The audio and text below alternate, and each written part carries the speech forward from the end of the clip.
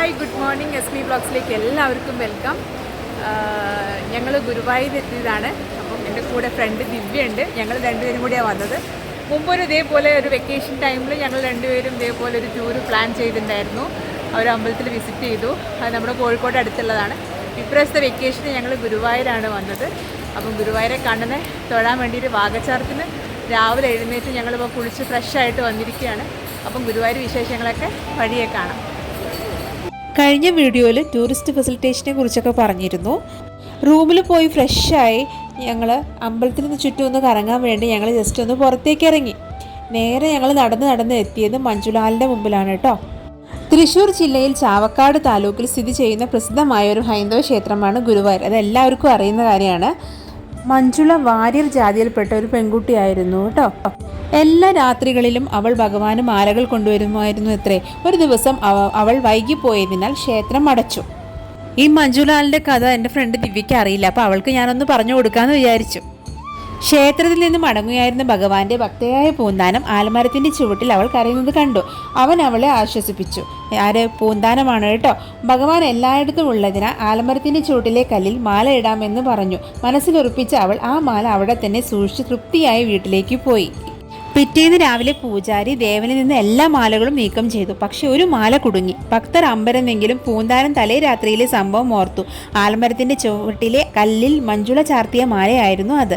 അതാണ് കേട്ടോ സ്റ്റോറി. ആ സ്റ്റോറിയാണ് ഞാൻ പറഞ്ഞു കൊടുത്തത്. അങ്ങനെ ഞങ്ങൾ പിന്നെ കഥകളൊക്കെ പറഞ്ഞ് പിന്നെ നടന്ന് നീങ്ങി ഞങ്ങൾ ഷോപ്പിങ്ങിന് വേണ്ടിയിട്ട് അവിടെ ഗുരുവായൂർ അമ്പലത്തിന് മുമ്പിലെത്തി.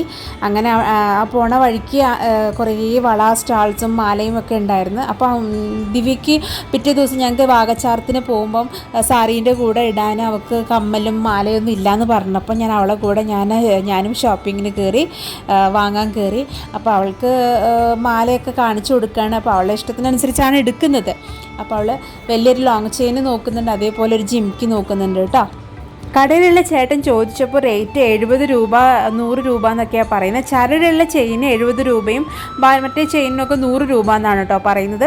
അവസാനം അവൾ ചൂസ് ചെയ്തു, കമ്മലും ചെയിനും ചൂസ് ചെയ്തു. അങ്ങനെ ഞങ്ങൾ അവിടുന്ന് ഇറങ്ങാനുള്ള പദ്ധതിയൊക്കെ ഇട്ടു കേട്ടോ. പിന്നെ കേരളത്തിലെ ഏറ്റവും പ്രധാനപ്പെട്ട തീർത്ഥാടന കേന്ദ്രങ്ങളിൽ ഒന്നാണിത്. ഇന്ത്യയിലെ തിരുമല, തിരുപ്പതി, വെങ്കടേശ്വര ക്ഷേത്രം, പുരി ജഗന്നാഥ ക്ഷേത്രം, ബദരീനാഥ്, മഹാവിഷ്ണു ക്ഷേത്രം എന്നിവ കഴിഞ്ഞാൽ ഏറ്റവും അധികം തിരക്കുള്ള വൈഷ്ണവ ദേവാലയവും കേരളത്തിൽ ഏറ്റവും കൂടുതൽ ഭക്തർ എത്തിച്ചേരുന്ന ക്ഷേത്രവുമാണ് നമ്മുടെ ഗുരുവായൂർ. ഈ ക്ഷേത്രത്തിലെ യഥാർത്ഥ പ്രതിഷ്ഠ ചതുർബാഹുവായ മഹാവിഷ്ണു ഭഗവാനാണ്. എന്നിരുന്നാലും ഭഗവാന്റെ 9ാമത്തെ അവതാരമായ ശ്രീകൃഷ്ണൻ്റെ പേരിലാണ് ഈ ക്ഷേത്രം അറിയുന്നത്. എന്ന് വെച്ചാൽ നമ്മുടെ ഗുരുവായൂരപ്പൻ എന്ന പേരിലാണ് ഗുരുവായൂർ അറിയപ്പെടുന്നത്.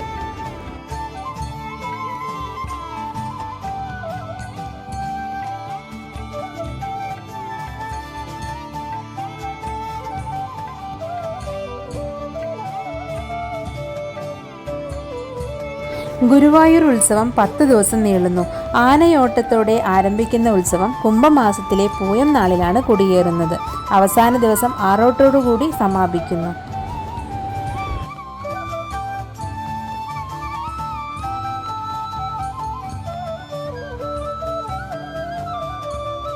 ഞങ്ങൾ വൈകുന്നേരം അങ്ങനെ ഷോപ്പിങ്ങൊക്കെ കഴിഞ്ഞ് ഞങ്ങൾ അമ്പലത്തിൻ്റെ ചുറ്റുമൊക്കെ ഒന്ന് നടന്നു. ഈ തിരക്കാണ് കേട്ടോ കാണുന്നത്. ഭക്തജനങ്ങളുടെ തിരക്കാണ്. നല്ല തിരക്കുണ്ടായിരുന്നു അന്നത്തെ ദിവസം. ആ തിരക്കാണ് കേട്ടോ കാണുന്നത്.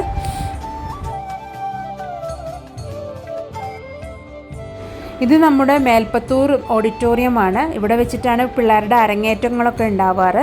ഞങ്ങൾ ചെന്നപ്പം ആ സമയത്ത് ക്ലോസ് ആയിരുന്നു. അതിന് ശേഷം തൊട്ടപ്പുറത്തൊരു സ്റ്റേജ് ഉണ്ട്.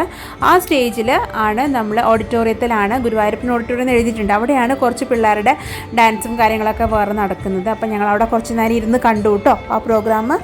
പിന്നെ ഇപ്പുറത്ത് ഒരു ആന, രണ്ട് മൂന്ന് ആന ഉണ്ടായിരുന്നു. അവിടെ ആനേൻ്റെ അവിടെ പോയിട്ട് ഞങ്ങൾ ഷൂട്ടൊക്കെ ചെയ്തു. കുറച്ച് നേരം അവിടെ നിന്നു.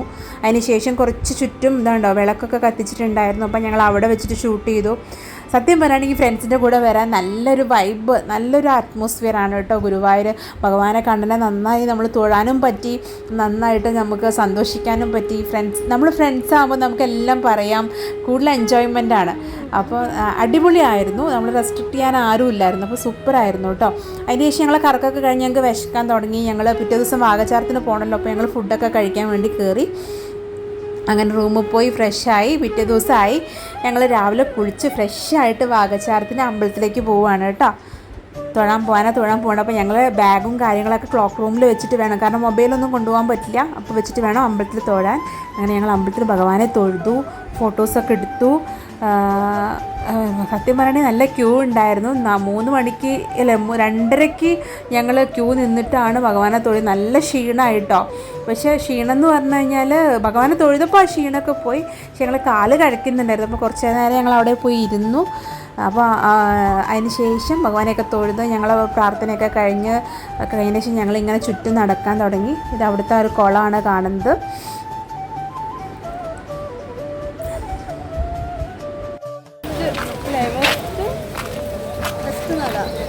പടിഞ്ഞാറേ നടയിലെത്തി. അവിടെ വെച്ചിട്ടാണ് അമ്പലക്കുളം കണ്ടത്. അവിടുന്ന് ഞങ്ങളിപ്പോൾ ഇനി കിഴക്കേ നടയിലേക്ക് നടക്കുകയാണ്. കാരണം കിഴക്കേ നടയിൽ നിന്ന് വേണം ഞങ്ങൾക്ക് ഞങ്ങളുടെ ഡോർമെട്രി നമ്മുടെ റൂമിലേക്ക് പോകാൻ. എന്നിട്ട് വേണം വൈൻഡപ്പ് ചെയ്യാൻ. അപ്പോൾ ഞങ്ങളിങ്ങനെ ആകെ ക്ഷീണിച്ചു, തൊഴുത് ലൈനൊക്കെ നിന്ന് ക്ഷീണിച്ച് ഇപ്പം ഞങ്ങൾ നടക്കുകയാണ് കേട്ടോ. അങ്ങനെ ഗുരുവായൂർ നടയിൽ വെച്ചിട്ട് എൻ്റെ ചെരുപ്പ് പൊട്ടി, എൻ്റെ ബാഗിൻ്റെ വള്ളി പൊട്ടി. അപ്പോൾ ഇവള് പറയാണ് എൻ്റെ എല്ലാം പൊട്ടിക്കൊണ്ടിരിക്കുകയാണ്. അപ്പോൾ ഒരു ചെരുപ്പ് വാങ്ങിയിട്ട് വേണം പോകാൻ കേട്ടോ.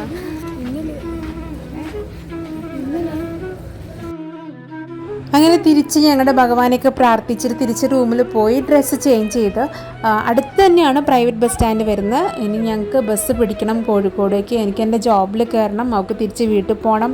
വീട്ടിൽ പോയിട്ട് അവൾക്ക് വയനാട്ടിൽ പോകണം. ഞങ്ങൾക്ക് വിഷുവൊക്കെ ആഘോഷിക്കാനുണ്ട്.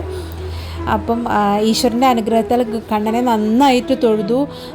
എല്ലാ അനുഗ്രഹവും ഈശ്വരന് ഉണ്ടായിട്ടുണ്ട്. ഞങ്ങൾക്ക് യാത്രയിൽ നിന്ന് ഒരു ബുദ്ധിമുട്ടും ഉണ്ടായിട്ടില്ല. എല്ലാം ഭഗവാന്റെ അനുഗ്രഹവും സപ്പോർട്ടുമാണ്. അതുപോലെ ഞങ്ങളുടെ ഈ വീഡിയോ കണ്ടു കഴിഞ്ഞാൽ നിങ്ങളെല്ലാവരും ലൈക്ക് ചെയ്യുക, സബ്സ്ക്രൈബ് ചെയ്യുക. അപ്പം മാക്സിമം സപ്പോർട്ട് ചെയ്യുക. ഇനി അടുത്ത വെക്കേഷനിൽ അവൾ വരുമ്പോൾ ഞങ്ങൾക്ക് രണ്ടുപേർക്കും യാത്ര ചെയ്യാൻ പറ്റുള്ളൂ. അപ്പം ഭഗവാന്റെ അനുഗ്രഹം ഞങ്ങൾക്ക് അതിന് വേണം. ഈശ്വരനെ നന്നായി പ്രാർത്ഥിച്ചിട്ടുണ്ട്. അപ്പം മാക്സിമം എല്ലാവരും വീഡിയോ കണ്ട് സപ്പോർട്ട് ചെയ്യുക. ഇത്രയേ ഉള്ളൂ കേട്ടോ എൻ്റെ കൊച്ചു വീഡിയോ. Okay, by.